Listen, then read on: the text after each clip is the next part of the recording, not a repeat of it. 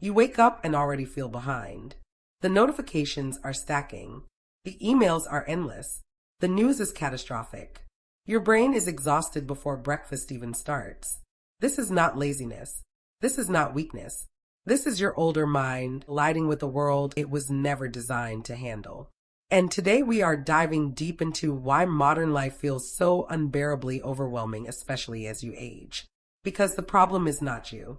The problem is that the world has changed faster than your brain can adapt. Let's start with a hard truth. Your brain was built for a different era. For thousands of years, human beings lived in small tribes. You knew maybe 150 people your entire life. That is called Dunbar's number, named after British anthropologist Robin Dunbar, who discovered the brain can only maintain stable relationships with about 150 individuals. But now you are expected to manage hundreds of digital connections. You scroll through thousands of faces daily. Your brain is drowning in social input it cannot process. And it gets worse. In ancient times, threats were immediate and physical. A predator, a storm, a rival tribe. Your stress response was designed to spike quickly and then return to calm. But modern stress never stops. It is bills, deadlines, politics, health anxiety. Your nervous system stays activated because the danger never fully disappears. This is called chronic stress. And according to research from Stanford University, it literally shrinks the prefrontal cortex. That is the part of your brain responsible for decision making and emotional regulation. So, when you feel like you cannot think clearly anymore, there is a reason. Your brain is under siege. Now add age into the equation. As we grow older, our brains naturally slow down in processing speed. A study from the University of Virginia found that cognitive decline begins as early as age 27. You read that correctly. 27. By the time you hit 40 or 50, your brain is processing information slower than it did at 20. Not because you are less intelligent, but because the sheer volume of information has exploded. Think about it. In 1986, a person consumed about 40 newspapers worth of information per day. By 2020, that number jumped to 174 newspapers worth. Your brain is expected to filter, analyze, and respond to more than 4 times the data. And it is exhausting. The ancient Greeks had a concept called eudaimonia. It means human flourishing. But flourishing requires space, stillness, time to reflect. Modern life offers none of that. Instead, it offers urgency, distraction, a constant demand for your attention. The Japanese have a term too, karoshi. It means death from overwork. In Japan, thousands of people die annually from stress-related conditions tied to work culture. This is not just about Japan. This is a global epidemic of burnout. And older minds feel it more acutely because they remember a time when life moved slower.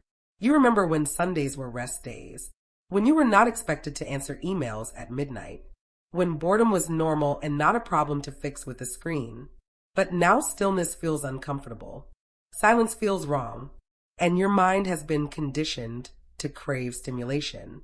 Neuroscientist Dr. Daniel Levitin from McGill University explains that every time you switch tasks, your brain burns glucose.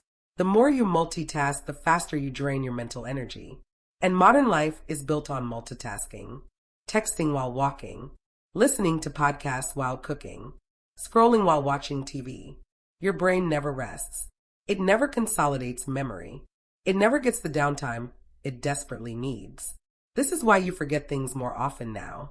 Not because you are losing your mind, but because your mind is overloaded. Let's talk about decision fatigue. Psychologist Roy Baumeister discovered that every decision you make depletes your willpower. And you are making thousands of micro decisions daily. What to wear, what to eat, which email to answer first, what news article to click, what to buy, what to believe. By midday, your brain is fried. And yet the demands keep coming. In traditional societies, decisions were simpler. Your role was clear. Your community was stable. Your daily rhythm followed nature. The Stoics understood this. Marcus Aurelius wrote about the importance of accepting what you cannot control. But modern life punishes acceptance. It demands constant optimization, productivity, self-improvement. You are told to hustle, to grow, to never settle. And if you are not keeping up, you are failing. But here is the truth.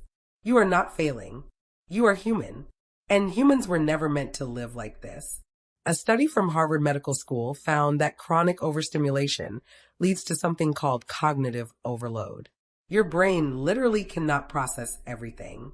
So it starts shutting down non-essential functions, creativity, deep thinking, emotional presence. You become reactive instead of reflective. You survive instead of live. And the older you get, the more you notice this, because you have a reference point. You remember what it felt like to be present, to read a book without checking your phone, to have a conversation without mental distraction. Younger generations do not have that memory. They were born into chaos, but you were not. And that is why it hits harder. Now let's talk about memory. As you age, your brain prioritizes long-term memory over short-term. This is why you can remember your childhood vividly, but forget where you put your keys. According to research from the Max Planck Institute, this is not decline. This is specialization. Your brain is shifting focus. But modern life punishes this shift. It demands constant short-term recall, passwords, appointments, tasks, details, and when you cannot keep up, you feel broken. But you are not broken. You are just operating in a system designed for younger, faster brains. The ancient Chinese practice of Wu Wei teaches effortless action. It means moving with the flow of life instead of against it. But modern culture rejects this. It glorifies force, effort, grinding, and older minds that naturally seek ease and wisdom are labeled as slow or outdated. This is a lie. Wisdom takes time. Depth takes stillness. And if you feel overwhelmed, it is because you are being asked to abandon your natural rhythm for an artificial one. Let's also address technology. A study from the University of California found that the average person checks their phone 96 times per day. That is once every 10 minutes. Each interruption fragments your attention. And older brains struggle more with task switching, not because they are weaker, but because they value depth over speed. You were trained in an era where focus mattered, where finishing one thing before starting another was normal. But now the world rewards distraction. It rewards surface-level engagement. And deep thinkers are left feeling exhausted. There is also the issue of information overload. In ancient times, knowledge was sacred. It was passed down carefully, slowly, with intention. But now information is weaponized. It is designed to trigger you, to anger you, to keep you scrolling. And your older mind, which craves meaning and truth, is stuck sorting through endless noise. Psychologist Dr. Barry Schwartz calls this the paradox of choice. More options do not make you happier. They make you paralyzed. And modern life offers infinite options, infinite opinions, infinite paths. No wonder you feel lost. The Stoic philosopher Seneca once said that people are frugal with their possessions, but reckless with their time. He wrote this over 2,000 years ago, and it is more true now than ever. You give your time to everything except yourself, to emails, to social media, to other people's emergencies, and your mind never gets the rest it needs to recover. Now, let's talk about what happens when you ignore these signs. Burnout, depression, anxiety, physical illness.